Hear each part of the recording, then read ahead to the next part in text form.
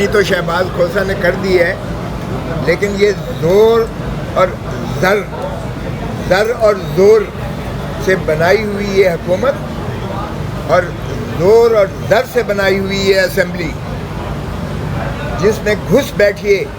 میں جس حلقے سے جیتا ہوں قومی اسمبلی کا الیکشن، اس کے قریب ہی محترم نواز شریف صاحب ہارے ہوئے ہیں ڈاکٹر یاسمین سے. وہ پاپائے روم بن کے بیٹھے ہوئے ہیں. ان کے بھائی صاحب شہباز شریف ہارا ہوا ہے، وہ آج وزیر اعظم ہے. خواجہ آصف ہارا ہوا ہے، جو وہاں شرم اور حیا کی باتیں کر رہا تھا، ووٹ کو عزت دینے کی باتیں کر رہا تھا. ریحانہ ڈار سے ہارا ہوا ہے وہ، اور بری طرح ہارا ہوا ہے. وہ آج بھاشن دے رہا تھا.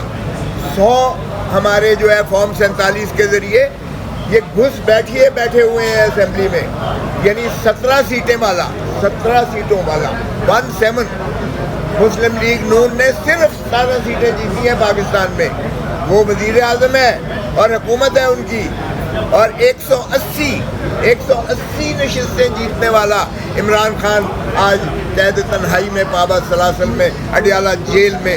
اس کی بتی بند کر دی جاتی ہے، اس کی ملاقاتیں بند کر دی جاتی ہیں، اس کے ساتھ ظلم روا کیا جاتا ہے. اس کی بیوی کو اندر کیا ہوا ہے، اس کی بہنوں کو اندر کر دیا گیا ہے، اس کے بھتیجے کو بھانجے کو اندر کیا ہوا ہے. یہ ماشاءاللہ اگر وہ اس طرح سے سمجھتے ہیں کہ عمران خان کو توڑ دیں گے تو 25 کروڑ عوام کو توڑنا پڑے گا آپ کو.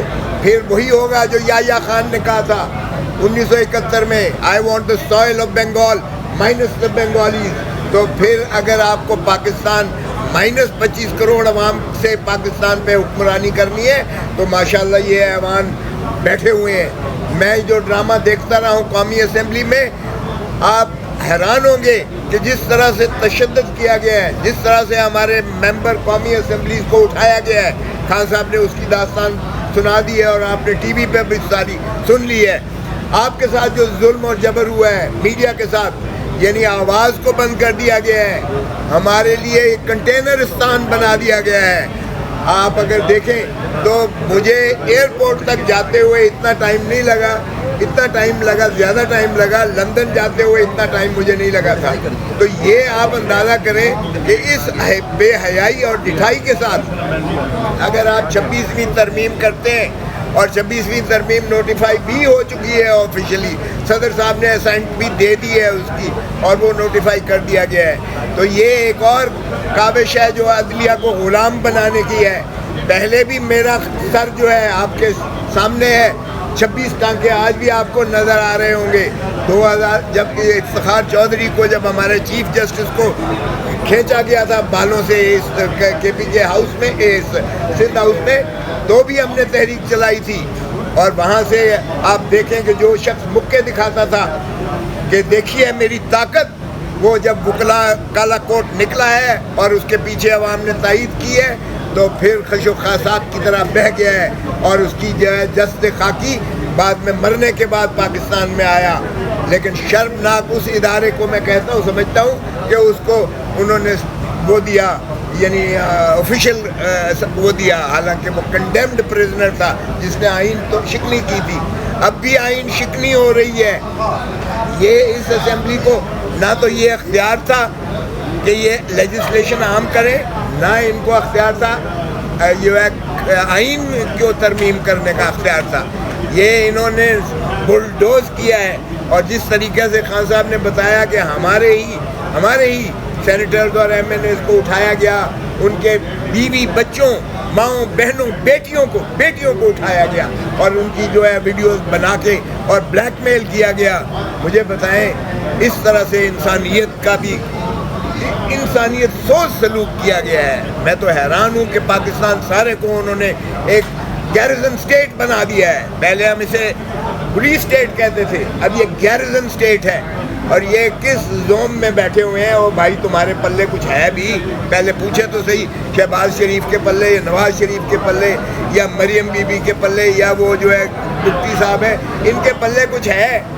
اور ان کو تو وزیر خزانہ بھی دیا گیا ہے، ان کو تو وزیر داخلہ بھی دیا گیا ہے. اور ماشاءاللہ اتنے بڑے محسن نقوی صاحب عقل کل ہیں کہ ان کو جو جہاں جہاں دیا گیا ہے انہوں نے وہاں تباہی پھیری ہے. اب کرکٹ بھی ان کو دے دی گئی ہے. تو ایسے میں آپ اندازہ کریں کہ وکلاء نے جو عزم کیا ہے. ہم نے پہلے بھی جو ہے تحریک چلائی تھی اور بڑی مشکل سے بڑے خون دے کر اور پابند سلاسل ہو کر ہم نے عدلیہ کو آزادی دلائی تھی. ایک آزاد عدلیہ ہی آئین کا تحفظ کر سکتی ہے, بنیادی حقوق کا تحفظ کرتی ہے. کفر کی جو ریاستیں تو چل سکتی ہیں, بے انصافی کی اور ظلم کی ریاست نہیں چلا کرتی ہے. خدا کا خوف کرو. 1971 کے سانے سے کچھ تو سبق سیکھو. اس وقت بھی آپ نے دھتکارا تھا عوام کے مینڈیٹ کو, آج بھی آپ دھتکار رہے ہیں عوام کے مینڈیٹ کو.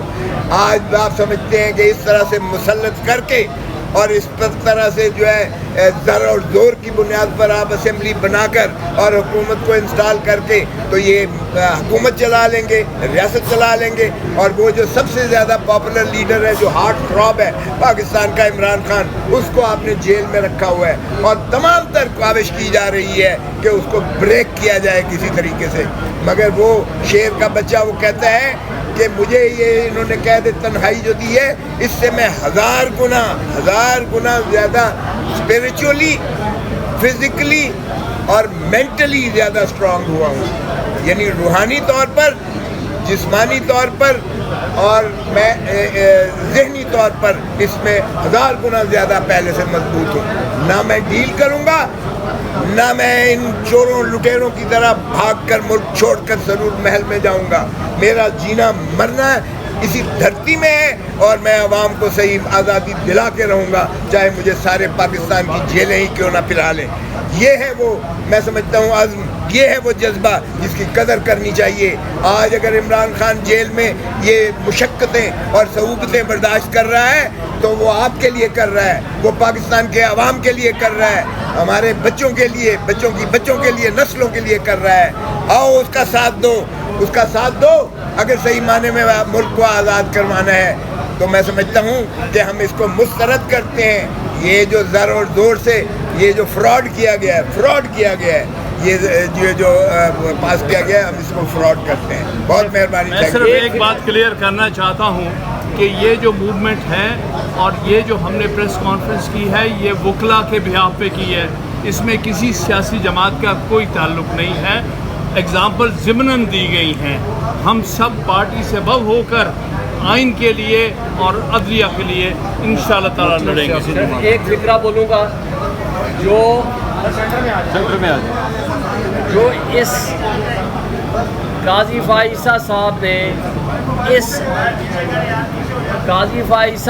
نے اس آرمی ترمیم کے لیے جو 13 مہینے ناانصافی کی بنیادیں اور مثالیں قائم کی, آج ان کے لیے صرف ایک فکرہ, نہ خدا ہی ملا نہ مثال سلم.